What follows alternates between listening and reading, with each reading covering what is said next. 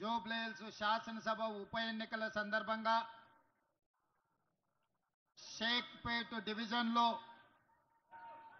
స్థానిక కార్పొరేటర్ ప్రాత్ నేతృత్వంలో కార్వాన్ శాసనసభ్యులు కౌసర్బాయి నాయకత్వంలో మా సహచర మంత్రివర్గ సభ్యులు మా పిసిసి అధ్యక్షులు ఈనాటి ఎన్నికలలో కాంగ్రెస్ పార్టీ అభ్యర్థి నవీన్ యాదవ్ను గెలిపించడానికి వేలాదిగా తరలి వచ్చినందుకు షేక్పేట్ శక్తిని చూపించినందుకు మీకు అందరికీ మనస్ఫూర్తిగా ధన్యవాదాలు కృతజ్ఞతలు తెలియజేస్తున్నాం మిత్రులారా ఈ ఎన్నికలు సెంటిమెంటా డెవలప్మెంటా ఆలోచన చేయండి. ఒకవేళ సెంటిమెంటునే మనము ఆమోదించాలంటే ఆనాడు 2007లో పి జనార్దన్ రెడ్డి గారు గుండెపోటుతో మరణించినప్పుడు అన్ని రాజకీయ పార్టీలు ఎంఐఎంతో సహా తెలుగుదేశం పార్టీ పీజేఆర్ కుటుంబానికి ఏకగ్రీవం ఇవ్వాలి అనంటే సెంటిమెంట్ రాజకీయాలకు కాలం చెల్లింది, పీజేఆర్ కుటుంబానికి ఏకగ్రీవంగా ఇచ్చేది లేదు అని చంద్రశేఖరరావు గారు నిర్ణయం తీసుకుంటే ఆనాడు పీజేఆర్ కుటుంబం కేసీఆర్ను కలవడానికి వెళ్తే గేటు బయట 3 గంటలు నించోబెట్టి అపాయింట్మెంట్ ఇవ్వకుండా అవమానించి ఆనాడు ఉప ఎన్నికలకు నాంది పలికిందే చంద్రశేఖరరావు గారు. మరి 2007లో గొప్ప నాయకుడు పేదోళ్ళ గుండె ధైర్యం పీజేఆర్ చచ్చిపోతేనే ఆనాడు ఏకగ్రీవానికి అవకాశం ఇవ్వని చంద్రశేఖరరావు ఈరోజు ఆయన కుమారుడు కేటీఆర్ ఏ రకంగా బీఆర్ఎస్ ఎమ్మెల్యే అభ్యర్థిని సెంటిమెంటుతో ఓటేయమని అడుగుతున్నాడని నేను ఈరోజు అడగదలుచుకున్న మీ ద్వారా. నిజంగానే సెంటిమెంటుకు ఓటు అడగాలంటే మొట్టమొదట జూబ్లీహిల్స్ ఖైరతాబాద్ చౌరస్తాలో పీజేఆర్ విగ్రహం ముందు బీఆర్ఎస్ నాయకులు ముక్కు నేలకు రాసి పీజేఆర్ ఆత్మకు క్షమాపణ చెప్పిన తర్వాతనే జూబ్లీహిల్స్ ఎన్నికల్లో బీఆర్ఎస్ వాళ్ళు ఓటు అడగాలి. ఇవాళ షేక్పేట కావచ్చు, రామత్ నగర్ కావచ్చు, బోడబండ కావచ్చు, యూసుఫ్గూడ కావచ్చు, వెంగళరావు నగర్ కావచ్చు, సోమాజ్గూడ కావచ్చు, ఇవాళ బీఆర్ఎస్ నాయకులు బెంజ్ కార్లు వదిలేసి ఇవాళ ఆటోలలో తిరుగుతున్నారు. మీ గల్లీలలో సమస్యల గురించి మాట్లాడుతున్నారు, మీ గల్లీలలో చేరుకపోయిన చెత్త గురించి మాట్లాడుతున్నారు, మీ తాగునీటి సమస్య గురించి మాట్లాడుతున్నారు, మీ ఇండ్ల మీద నుంచి వెళ్తున్న కరెంటు వైర్ల గురించి మాట్లాడుతున్నారు. నేను మీ ద్వారా ఒక్క మాట అడగదలుచుకున్నా.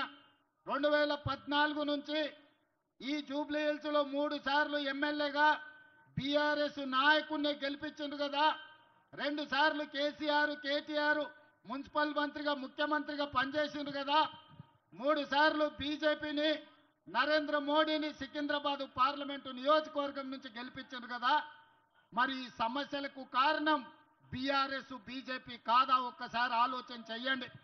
మాకు అవకాశమే రాలే, మమ్మల్ని ఎవరు వచ్చి ఈ పని కావాలి అని అడగలే. అయినా జూబ్లీహిల్స్ శాసనసభ నియోజకవర్గంలో మిత్రుడు వివేక్ వెంకటస్వామి గారు 3 నెలల్లో 400 కోట్ల రూపాయల నిధులు కేటాయించి ఈరోజు అండర్ గ్రౌండ్ డ్రైనేజ్ కావచ్చు, సీసీ రోడ్లు కావచ్చు, కరెంటు వైర్ల తొలగింపు కావచ్చు, ఈరోజు పనులు జరుగుతున్నాయి. మరి మిత్రులారా, అడగంది అమ్మాయినా పెట్టదని ఏ విధంగా అయితే అంటారో ఇవాళ అడగకపోయినా 400 కోట్ల రూపాయలు కేవలం జూబ్లీహిల్స్ నియోజకవర్గానికే ఇచ్చినాం.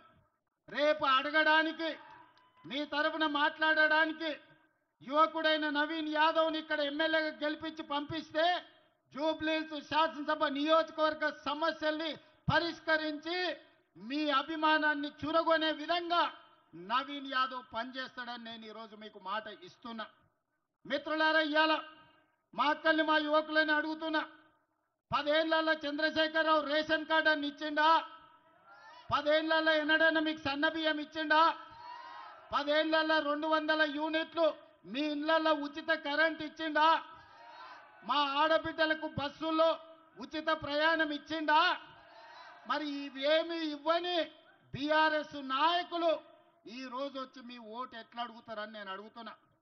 ఇవాళ మీ సోదరుడు మీరు అభిమానంతో ఆశీర్వదిస్తే తెలంగాణ రాష్ట్రానికి ముఖ్యమంత్రి అయితే ఇవాళ 61,000 రేషన్ కార్డులకు 2,39,000 పేదలకు ఈరోజు సన్న బియ్యం ఈ జూబ్లీ హిల్స్ నియోజకవర్గంలోనే అందుతున్నాయంటే అది ప్రజాపాలన కాంగ్రెస్ పార్టీ ఇస్తున్నది. దాదాపుగా గృహలక్ష్మి, మహాలక్ష్మి, గృహజ్యోతి పథకాలు వేలాది మంది ఈరోజు ఈ ప్రాంత ప్రజలకు మేలు జరుగుతుంది. 500 రూపాయల సిలిండర్ కావచ్చు, డబల్ బెడ్రూమ్ ఇల్లు ఇస్తా అని కేసీఆర్ మోసం చేస్తే నేను ఇవాళ ఈ వేదిక మీద నుంచి మాట ఇస్తున్నా. జూబ్లీ హిల్స్ నిరుపేదలకు రాబోయే రోజుల్లో ఇందిరమ్మ ఇండ్లు 4,000 ఇండ్లు మీకు కేటాయించి మీ భవిష్యత్తును తీర్చిదిద్దే బాధ్యత కాంగ్రెస్ పార్టీ తీసుకుంటది. ఇవాళ కిషన్ రెడ్డి గారు మాట్లాడి నేను సవాలు విసిరినా కాళేశ్వరంలో కేసీఆర్ మీద సిబిఐ కేసులు ఎందుకు పెడతలేరు, మేము పంపించి 3 నెలలైంది జవాబేందని ఆయన నాకు సవాలు విసురుతుండు. నాతో చర్చిస్తాను. కిషన్ రెడ్డి కాదు, చర్చలు నాతోని కాదు. ఢిల్లీలో వెళ్ళి నరేంద్ర మోడీతో చర్చించండి, ఢిల్లీకి వెళ్ళి అమిత్ షాతో చర్చించండి. ఎందుకు కేటీఆర్ను బొక్కలేయడానికి మోడీ అనుమతిస్తలేడో గాడవై కొట్లాడండి. ఈడ నాతోనేంది నువ్వు మాట్లాడేది? 6 ఏళ్ల నుంచి నువ్వే మంత్రివే. మెట్రో రైలు ఎందుకు రాలేదు? గోదావరి జలాలకు నిధులు ఎందుకు ఇవ్వలేదు?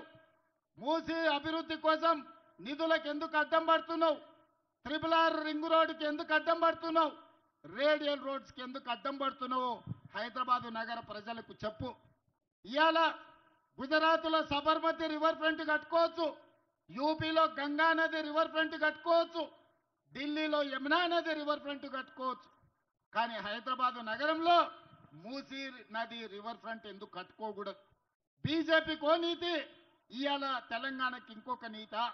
గుజరాత్ను ఇంకొక విధంగా, ఢిల్లీ, ఉత్తరప్రదేశ్ మరో విధంగా ఇవాళ తెలంగాణకు అన్యాయం చేయడానికే ఈ ప్రాంతంలో సికింద్రాబాద్లో నిన్ను ఎంపీగా గెలిపించి మంత్రిని చేసిండ్రా కిషన్ రెడ్డి గారు. అదేవిధంగా కేటీఆర్ చర్చలకు సవాల్ అంటున్నాడు. సవాలు ఇసరడం, పారిపోవడం నీ జాతిలోనే ఉంది. గంజాయి డ్రగ్స్ గురించి టెస్టులు అంటే నేను విశ్వేశ్వరరెడ్డి అమరవీరుల స్థూపం దగ్గర 6 గంటలు వెయిట్ చేసినాం, రాలేదు. అసెంబ్లీలో చర్చలు చేద్దామంటే నువ్వు నీ అయ్యా ఇద్దరు అసెంబ్లీకి రాకుండా పారిపోయినరు. మొన్నటికి మొన్న కంటోన్మెంట్లో శ్రీ గణేష్ని గెలిపిస్తే 4,000 కోట్లతో అభివృద్ధి చేసినా నేను చెప్తే సవాలు విసిరిండు. 4,000 కోట్లు ఎక్కడిచ్చిరో చెప్పు, నేను రాజీనామా చేస్తాను. శ్రీ గణేష్ 5,000 కోట్ల రూపాయల జీవోలు చూపిస్తే రాజీనామా చేయకుండా పారిపోయిన కేటీఆర్ ఇవాళ మళ్ళా చర్చలతోని సవాళ్ళు విసురుతున్నారు. నీలాంటి సన్నాసులు సవాలు విసురితే మా కాంగ్రెస్ పార్టీ కార్యకర్తలు పట్టించుకోరు. ఒకవేళ నువ్వు సవాలు విసిరేది నిజమే అయితే కంటోన్మెంట్లో శ్రీ గణేష్ తయారుగా ఉన్నాడు. అక్కడ నిధులు ఏమిచ్చిండ్రో నువ్వు వాటి జీవోలు ఇస్తాడు, నువ్వు రాజీనామాకు సిద్ధంగా అని చెప్పి ఇవాళ కేటీఆర్కు నేను సవాలు విసురుతున్నా. मित्रुलारा, हमारे मुसलमान भाई बहनों को आज मैं शुक्रिया अदा करना चाहता हूं, क्योंकि यहाँ के कारपोरेटर फराज हमारे साथी, हमारे मित्र कौसर भाई एमएलए बनकर